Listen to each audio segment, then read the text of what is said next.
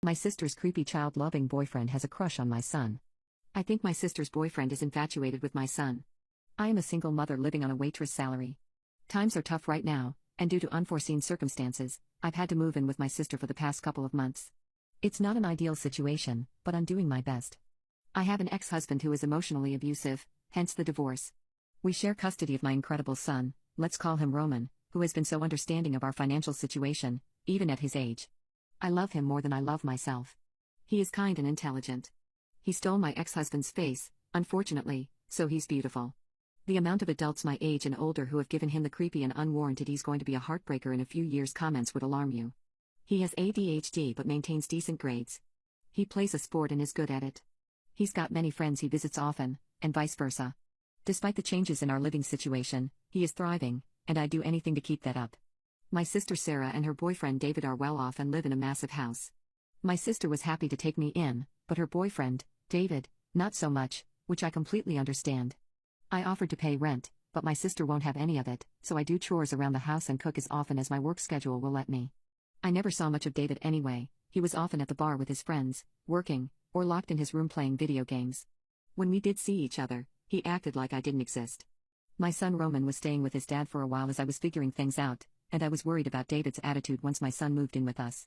I talked to David and promised him that Roman would be respectful and well-behaved, but he was weird about it and shrugged me off. Then David met Roman. David is absolutely fascinated with my kid. His disposition changed so quickly that it gave me whiplash. Suddenly, he stopped locking himself in his room and decided to spend time with us, well, mostly my son. He helps Roman with his homework. He watches all of Roman's favorite shows so that they can talk about them together. He buys him food and gifts. My sister Sarah is over the moon. She's been telling me about how us moving in has been the best thing for their relationship because David is happier now. I thought it was sweet at first. But in the back of my head, something more nefarious could be happening. To paint a clearer picture, I've noted some other changes. I've noticed that I can't decide whether they're innocent. David texts my son often, which wouldn't be weird, except he does it at school. The texts aren't weird, but David lightly scolds him for not replying sometimes. Before my son moved in, David was rarely ever home during the afternoon/evenings. According to my sister, he'd stay out after work and drink with his buddies until late in the night, a habit he's had for years. Now, he's home all the time.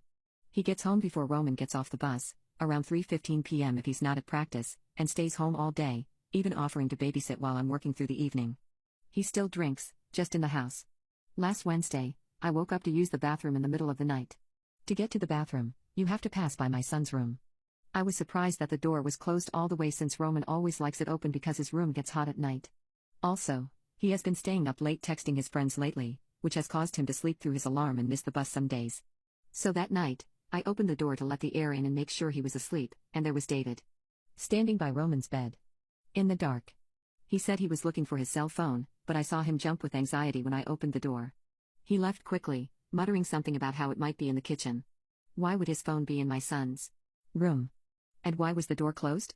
David offers to drive my son everywhere he needs to go. Only him.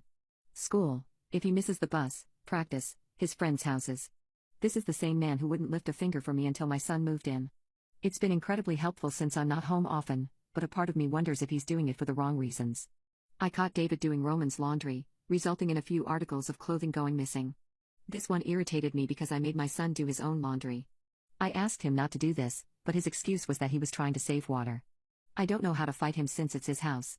I am terrified to bring this up to my sister. Am I reading into things too much? Am I silly for worrying that he might have ulterior motives? If I tell my sister and she gets angry, and nothing is going on, she'll kick us out, and we'll be homeless.